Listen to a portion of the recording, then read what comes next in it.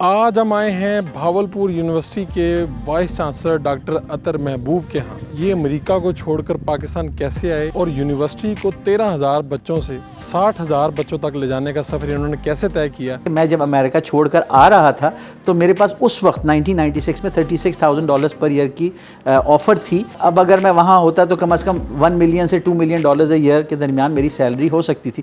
Urdu point کی videos دیکھنے کے لیے ہمارا چینل سبسکرائب کیجیے اور بیل کے آئیکن پر کلک کیجیے تاکہ آپ ہماری تمام آنے والی ویڈیوز سے باخبر رہ سکیں۔ آج ہم آئے ہیں بھاولپور یونیورسٹی کے وائس چانسلر ڈاکٹر اطہر محبوب کے ہاں، جنہیں حکومت پاکستان نے تمغہ امتیاز دیا۔ یہ امریکہ کو چھوڑ کر پاکستان کیسے آئے، ان کا لائف سٹائل کیا ہے اور یونیورسٹی کو 13,000 بچوں سے 60,000 بچوں تک لے جانے کا سفر انہوں نے کیسے طے کیا، ان کا لائف سٹائل اور ان کی زندگی کہانی انہی کی زبانی جانتے ہیں۔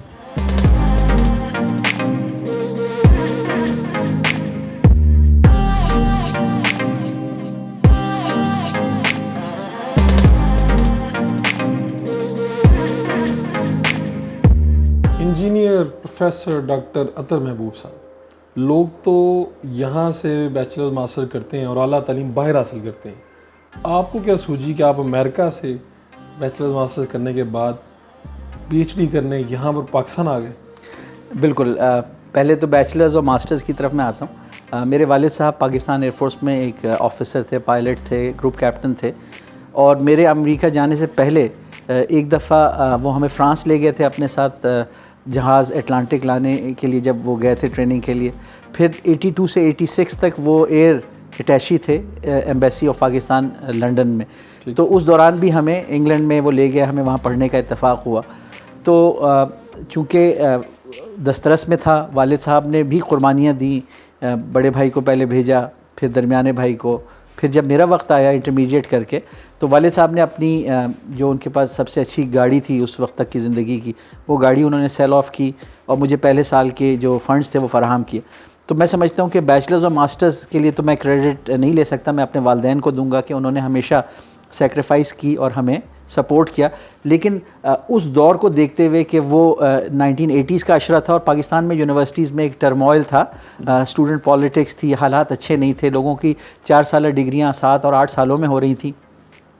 تو اس زمانے میں جب میں امریکہ پڑھنے گیا تو امریکہ کی جو یونیورسٹیز ہیں وہ دنیا میں ٹاپ موسٹ یونیورسٹیز ہیں، تو مجھے ایک بہت اچھا ایکسپوجر ملا۔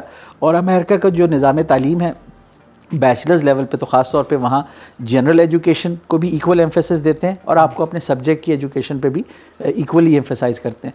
تو وہ حاصل کرنے کے بعد میں 1996 میں پاکستان آ گیا۔ میں national university of sciences and technology میں انرول ہوا۔ میں اس کا نیول انجینئرنگ کالج میں پہلا P H D qualified person ہوں۔ اس دوران کافی یہ چیلنجنگ بھی رہا کیونکہ ایچ ای سی اور گورنمنٹ کی طرف سے پی ایچ ڈی کے رولز ریگولیشن نئے بن رہے تھے، بہت سارے تجربات میرے اوپر ہوئے۔ والدین نے مخالفت بھی کی اس فیصلے کی کہ آپ واپس آ کے ادھر پڑھ رہے ہو؟ جی، اصل میں یہ ہے کہ میرے والدین یہ سمجھتے تھے کہ جب میں نے 8 سال امریکہ میں تعلیم حاصل کر لی ہے تو میں امریکہ اور دنیا بھر کی جو جاب مارکیٹ ہے، جہاں آپ کو پتہ ہے کہ ہائی پیئنگ جابز ملتی ہیں، چاہے آپ امریکہ میں ہوں، یورپ میں، مڈل ایسٹ میں، اور میری چونکہ الیکٹریکل انجینئرنگ اور ٹیکنالوجی ریلیٹڈ فیلڈ ہے تو اس میں جو پروفیشنلز ہوتے ہیں ان کی بڑی ہائی ڈیمانڈ ہوتی ہے۔ یہاں تک کہ میں جب امریکہ چھوڑ کر آ رہا تھا تو میرے پاس اس وقت 1996 میں $36,000 پر ایئر کی آفر تھی اور وہ ایک اچھی سٹارٹنگ سیلری تھی، یعنی اب اگر میں وہاں ہوتا تو کم از کم $1 ملین سے $2 ملین اے ایئر کے درمیان میری سیلری ہو سکتی تھی۔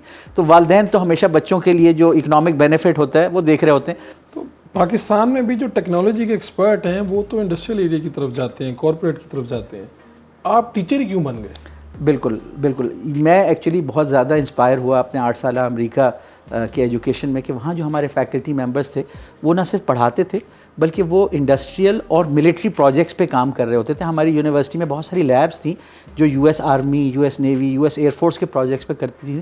تو میں اس فلسفے سے انسپائرڈ تھا کہ میں بھی اپنے ملک میں جا کے ایکیڈیمیا کو اپنی انڈسٹری اور اپنے جو ملٹری انڈسٹریل کمپلیکس ہے اس کے ساتھ لنک اپ کر کے کنٹریبیوٹ کروں گا جس طرح امریکہ میں ہوتا ہے۔ کیا اس میں کامیاب ہوئے؟ اچھا، میں نے اس کے لیے جو کوششیں کی ہیں میں بتانا چاہوں گا، میں سمجھتا ہوں کہ میں نہیں کامیاب ہوا، میں اس میں ایک حد تک فیل ہوا، لیکن اس سے جو میں نے سیکھا اب میں نے کوشش کیا کی اور میں کس طرح کامیاب ہوا کس طرح فیل ہوا میں تھوڑا سا اس پہ جلدی سے روشنی ڈالتا ہوں. میں نے جب میں امریکہ سے آیا میں نے سر سید یونیورسٹی جوائن کی تو شروع ہی سے اپنے ایکیڈیمک ڈپارٹمنٹ اور یونیورسٹی کو انڈسٹری کے ساتھ انگیج کیا. بڑے بڑے پروجیکٹس کے لیے سافٹ ویئر ہاؤسز کے ساتھ یونیورسٹی میں مل کے اسٹوڈنٹ کی جو لارج اسکیل مین پاور ہوتی ہے اس میں soft where testing soft where development. Pakistan کا سافٹ ویئر ٹیکنالوجی انکیوبیٹر پہلا 1999 میں ہم نے بنایا سر سید یونیورسٹی میں. فارچون 500 کمپنیز کے لیے پروجیکٹس کیے. اس کے بعد جب میں نے پی ایچ ڈی کی وہ بھی national university of sciences and technology جو کہ ایک ملٹری کی یونیورسٹی اس سے کی. اور اس کے فوراً بعد میں نے اس یونیورسٹی کو نہ صرف as a faculty member join کیا بلکہ اپنی ایک کمپنی بھی بنائی جس نے آرمی نیوی ایئر فورس کے لیے سب مرینز کے لیے شپس کے لیے ایئر کرافٹ کے لیے ملٹری کمیونیکیشن کے لیے جو میری پی ایچ ڈی میں کرپٹوگرافی انفارمیشن سیکیورٹی کی اسپیشلٹی تھی اس کی پروڈکٹس بنائیں اور پرائیویٹ سیکٹر کے لیے ایکسپورٹ مارکیٹ کے لیے بھی.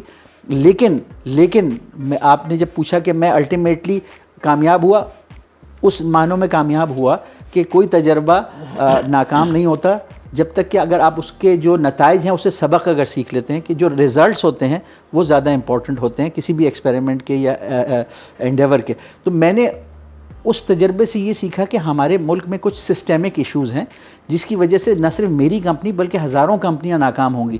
تو جب تک ہم اس سسٹم کو نہیں تبدیل کرتے پالیسی اور ریگولیٹری انوائرمنٹ کو تبدیل نہیں کرتے کیونکہ جو R&D ہے اور جو پورا ملٹری اور ادر انڈسٹریل کمپلیکس ہے پوری دنیا میں یہ تب کامیاب ہوتا ہے جب اس کو ڈسٹریبیوٹیڈ وے میں کیا جاتا ہے. یہ چیزیں سینٹرلائز وے میں نہیں چلتی. آپ کیسے ٹھیک کر سکتے ہیں سب؟ بالکل. جب میں نے یہ ریئلائز کر لیا کہ میں اپنی کمپنی کو ہائیلی پروفیٹیبل تب تک نہیں بنا سکتا جب تک کہ ایک ریگولیٹری انوائرمنٹ پالیسی انوائرمنٹ ایسی نہ ہو. تو پالیسی میکنگ کو انفلوئنس کرنے کے لیے میں نے دیکھا کہ ایکیڈیمیا میں جب آپ سینئر پوزیشن پہ جاتے ہیں وائس چانسلر بنتے ہیں تو آپ اپنی یونیورسٹی کی پالیسیز پہ اثر انداز ہو سکتے ہیں اور آپ گورنمنٹ کی پالیسیز پہ بھی اثر انداز ہو سکتے ہیں. تو جب میں نے اپنا نیسیسری ریکویزٹ ایکسپیرینس پبلیکیشنز فل پروفیسرشپ کے لیے پوری کر لیں اور اپنے آپ کو ایک ایکیڈیمک کے طور پہ اسٹیبلش کر لیا تو اس کے بعد میں نے ڈفرینٹ پبلک یونیورسٹیز میں وائس چانسلرشپس کے لیے اپلائی کرنا شروع کیا اور الحمدللہ مجھے گورنمنٹ آف پنجاب نے پہلے سلیکٹ کیا. میں نے خواجہ فرید یونیورسٹی میں as a founding vice chancellor public university میں 4 بلین میں ایک آپ جا کے انفراسٹرکچر دیکھیں تو ایک ورلڈ کلاس یونیورسٹی معلوم ہوتی ہے وہ اسٹیبلش کی. وہاں پہ بھی لوگوں نے اعتراض کیا کہ یہ تو آپ نے ایک بلینک سلیٹ پہ کیا ہے سب کچھ آپ کو اپنی پسند کی ٹیم بنانے کا موقع ملا تو اگر آپ کسی پرانی پبلک یونیورسٹی کو چینج کر کے دکھائیں تو ہم آپ کو مانیں گے. تو پھر اللہ تعالیٰ نے مجھے موقع دیا کہ 3 سال پہلے میری سلیکشن اپوائنٹمنٹ ہوئی اسلامیہ یونیورسٹی بہاولپور میں. اسلامیہ یونیورسٹی بہاولپور میں آپ کو 3 سال مکمل ہوئے اور آپ نے 3 سال کے اندر جو 12-13 ہزار بچے تھے ان کی تعداد 45,000 سے اوپر چلی گئی. تو یہ جو انقلاب ہے یہ آپ کیا کر رہے ہیں؟ کیا یہ کاغذوں میں ہے یا یونیورسٹی میں بھی ہے انقلاب؟ بالکل. اب یہ تو ہے نا کہ کہتے ہیں the test of the putting is in the eating. کسی پوڈنگ کو ٹیسٹ کرنا چاہیں کیسی بنی تو اس کو کھا کے دیکھیں. تو اس کا سب سے بہترین جواب تو ہماری اپنے اسٹوڈنٹ باڈی اور فیکلٹی دے سکتی ہے. اور کہتے ہیں نا کہ اپنے دہی کو کون کھٹا کہے گا. تو میں تو آپ کو پازیٹیو سارے انڈیکیٹرز بتاؤں گا جس میں 5-6 آپ سے شیئر کرنا چاہوں گا. آپ بالکل صحیح کہہ رہے ہیں. جب میں یہاں آیا تھا تو 15,000 سے کم اسٹوڈنٹ باڈی تھی اور ابھی تقریباً 60,000 کو اپروچ کر رہی ہے. اس وقت 400 کے قریب فل ٹائم فیکلٹی ممبرس تھے اور 600 part time visiting faculty member تھے. آج ہماری یونیورسٹی میں تقریباً 1300 فل ٹائم فیکلٹی ممبرز ہیں اور 1600 پارٹ ٹائم ہیں. میں آپ سے شیئر کرنا چاہوں گا کہ پاکستان کی آبادی تقریباً 230 ملین ہے اور کچھ لوگوں کے نزدیک اس سے بھی زیادہ ہے. اور پاکستان کی جو مین اس کا ایسٹ ہے وہ اس کا ہیومن ریسورس ہے. لیکن ہیومن کیپٹل جو ہے اس کے اندر بہت زیادہ ویلیو ایڈیشن ہو سکتا ہے. یعنی اگر آپ نے اپنے ملک کو بھی ڈیولپ کرنا ہے یا آپ نے اپنے ملک کی جو ہیومن کیپٹل ہے اس کو استعمال کرنا ہے دنیا بھر سے کیپٹل لینے کے لیے تو آپ کو اس کیپٹل کو ڈیولپ کرنا ہے اور یہ یونیورسٹیز کا کام ہوتا ہے. یعنی ایک 18 سال کے بچے کو لیتے ہیں اور اس کو علم بھی دیتے ہیں تجربہ بھی دیتے ہیں اس کو زندگی کے اسکلز بھی سکھاتے ہیں اور اس کو ٹیکنالوجی اور ٹیکنیکل اسکلز بھی کسی ایک سبجیکٹ میں بھی اس کو مہارت دیتے ہیں اور اس کو زندگی سے کیسے نپٹنا ہے لوگوں سے کیسے سلوک کرنا ہے مل جل کے کیسے کام کرنا ہے یہ ساری چیزیں بھی سکھاتے ہیں. تو میں یہ سمجھتا ہوں کہ اسلامیہ یونیورسٹی بہاولپور کا جو ایک پروف ہے انڈائریکٹلی وہ آپ یہ دیکھیں کہ جب میں نے یونیورسٹی جوائن کی تھی تو اس کا بجٹ تھا 2,800 ملین آپریشنل بجٹ. آج اس کا آپریشنل بجٹ جو ہے وہ 7,200 ملین ہے 3 سالوں میں. یعنی وہ تقریباً 2.5 سے 3 گنا بڑھا. اس دوران جاب اپرچونیٹیز کریٹ ہوئیں.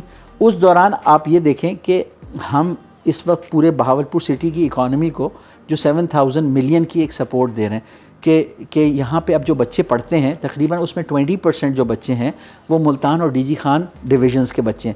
تو پیسہ بہاولپور کی طرف آ رہا ہے, اپنے ریجن کی اکانومی میں ہم کنٹریبیوٹ کر رہے ہیں. ہم نے جو کاٹن کی ویرائٹیز یہاں پچھلے 10 سالوں میں ڈیولپ ہوئی تھی, میرے پیریڈ میں وہ کمرشلائز ہوئی ہیں, یونیورسٹی کو ان کی رائلٹیز ملنا شروع ہوئی ہیں.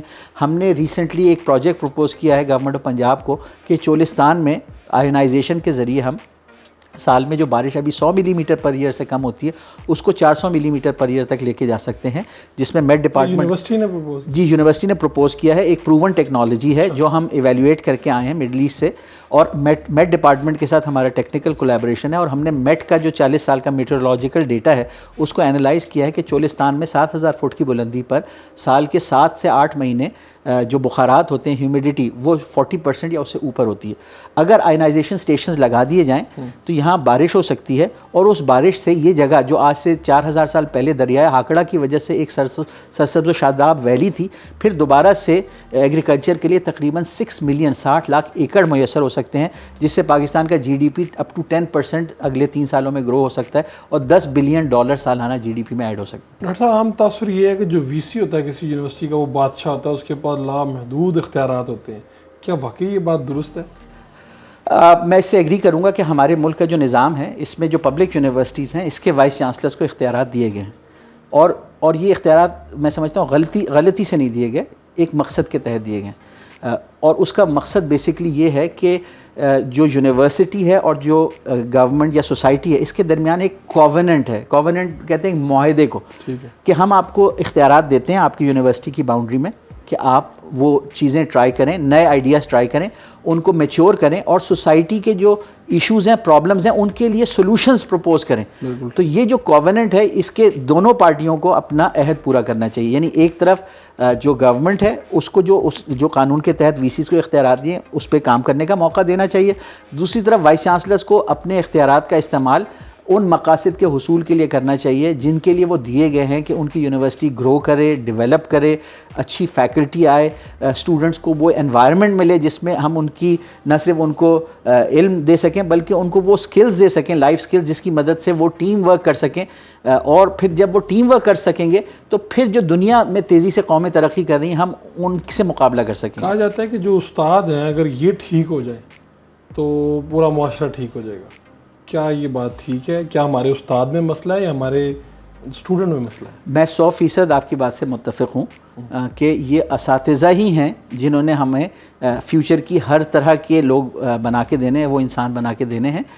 میں اس کو پازیٹیو وے میں یہ دیکھوں گا کہ بالکل استاد ہی ہے, اور وہ اگر تو یونیورسٹی ایڈمنسٹریشن فیکلٹی کو رسپیکٹ دے, فیکلٹی کو ایک کمفرٹیبل انوائرمنٹ دے, تو ہماری فیکلٹی اور ٹرین اور کیپیسٹی بلڈنگ کی اپرچونیٹیز بھی دے, اور ان کو انیبل کرے کہ وہ اگر انڈسٹریل ایکسپیرینس لیک کرتے ہیں تو وہ بھی ایکوائر کر سکیں, کیونکہ جو انہوں نے کلاس روم میں پڑھانا ہے وہ صرف تھیوریٹیکل نہیں پڑھانا بلکہ ریئل ورلڈ ایگزامپلس دینی ہے. ہم یہ چاہتے ہیں کہ ہمارا ہر استاد کتاب کا علم بھی رکھتا ہو, ساتھ ساتھ ایک تجربہ رکھتا ہو کہ بچوں کو بتا سکے کہ جو کتاب میں پڑھ رہے ہو اس میں کون سی چیزیں ہیں, جب اصلی دنیا میں جاؤ گے تو تھوڑا سی ایڈجسٹمنٹ اور اڈیپٹیشن کرنی پڑے گی. تو وی سی صاحب کیا آپ یہ سمجھتے ہیں, آپ تو باہر بھی پڑھے ہیں, آپ نے سسٹم اس کا بھی مطالعہ کیا, یہ ہمارے ہاں جو وی سیز آپ خود جب یہاں پہ آئے ہوں گے تو یہ بڑی رہائش گاہ دیکھ کے آپ نے خود بھی تو کہا ہوگا کہ اس کی کوئی اتنی ضرورت تو نہیں ہوتی. عام طور پہ علامتی طور پہ جو کہ بڑے بڑے ہوتے ہیں تو اس کا بڑا روب رہتا ہے کہ یار وی سی صاحب وی سی ہاؤس بہت بڑا ہے, جس طرح آپ کا یہاں پر ایکڑوں پہ لگتا ہے. نہیں, ایک تو سب سے پہلی بات ہے کہ میں اللہ تعالیٰ کا 100 شکر ادا کرتا ہوں, میں اوورآل جنرل بات کر اس نے دیا. نہیں بالکل, البتہ یہ ہے کہ وہ کہتے ہیں نا کہ قبر کا حال تو مردہ ہی جانتا ہے. تو وہ شیکسپیئر نے بھی کہا ہے very is the head that wears the crown. وہ جو تاج ہے اس کا وزن کتنا ہے, 20 کلو ہے, 50 کلو, وہ تو جس کے سر پہ رکھا ہوا ہے اس کو پتہ ہوگا. تو البتہ یہ ضرور ہے کہ یہ نیچر, اور اس کو دیکھ کے میں بھی کبھی خوش ہوتا ہوں, لیکن حقیقت یہ کہ میں تو یا کوئی بھی وائس چانسلر تو صرف ایک کسٹوڈین ہوتا ہے. جب ہم اس وی سی ہاؤس میں رہتے ہیں تو ہماری تو بالکل کوئی پرائیویسی بھی نہیں ہوتی, کہ ہر وقت جو یہاں کام کرنے والے ہوتے ہیں وہ آتے جاتے رہتے ہیں. تو میں تو سچی بات ہے یہ پبلکلی کیپچر ہو رہا ہے, لیکن حقیقت یہی ہے کہ ہمارے لیے تو ایک ہوٹل سے زیادہ نہیں ہے. ہم یہاں مقیم ہیں کچھ دن اور کسٹوڈین ہے, اور کسی دن کوئی اور ہم چلے جائیں گے. لیکن کمال یہ ہے, ذمہ داری یہ ہے اور کمال یہ ہوگا کہ اس کو بہتر حالت میں چھوڑ کے جائیں. یہ صرف نہ صرف وی سی ہاؤس کے لیے بات سچ ہے بلکہ یونیورسٹی کے ایک ایک اسکوائر انچ کے لیے بات صحیح ہے کہ جس حالت میں مجھے ملی مجھے اس کو اس سے بہتر حالت میں لے کے جانا ہے, اور یہ کسٹوڈین شپ ہوگی میری. تو چونکہ وی سی ہاؤس صرف اس شخص کے لیے نہیں ہوتا بلکہ اس یونیورسٹی کی ایک پریسٹیج ہوتا ہے. اور آپ کے علم میں شاید ہو کہ یہ جو وی سی ہاؤس ہے یہ from time to time governor house بھی ڈکلیئر ہوتا رہا ہے. ہمارے کچھ وائس چانسلر شہر میں ایک گھر تھا وہاں رہتے تھے, تو اس دوران یہ جو تھا جو جب بھی گورنر پنجاب تو یہاں رہتے تھے, تو یہ میں سمجھتا ہوں کہ ہماری یونیورسٹی کی ایک شان و شوکت کی علامت ہے اور ایک وائس چانسلر کے لیے بہت بڑا یہ اعزاز ہے. اور میں سمجھتا ہوں اس اعزاز کو پانے کے لیے ہر فیکلٹی ممبر کو چاہیے کہ وہ اپنے اندر ایسی خوبیاں پیدا کرے کہ ایک دن وہ اس اعزاز کو حاصل کر پائے. آپ کی لوگوں کی بڑی خواہشات ہوتی ہیں, آپ کی زندگی کی سب سے بڑی خواہش کیا؟ بالکل, میری دو تین جو بچپن سے ہم نظمیں پڑھتے آئے ہیں, جو ایک تو لب پہ آتی ہے دعا بن کے تمنا میری, اس کا جو ایک ایک مصرع ہے میں اپنے آپ سے اس کو دہراتا رہتا ہوں کہ وہی مقاصد ہے, وہی میری خواہشیں. اور اسی طرح ایک اور نظم تھی جو گانے کی صورت میں بھی ہم سنتے تھے کہ میں چھوٹا سا ایک لڑکا ہوں پر کام کروں گا بڑے بڑے, یہ علم کی ہیں جو روشنیاں میں گھر گھر میں لے جاؤں گا, تعلیم کا پرچم لہرا کر میں سر سید بن جاؤں گا. تو میری زندگی کا مقصد یہ ہے کہ تعلیم, خاص طور پہ اعلیٰ تعلیم کے مواقع اپنی سوسائٹی میں جتنے زیادہ پھیلا سکیں اور اس کو بین الاقوامی معیار کے اوپر لا کر اپنی قوم کو دنیا کی ترقی یافتہ قوموں کے برابر لے آ سکیں. آپ کا بہت بہت شکریہ.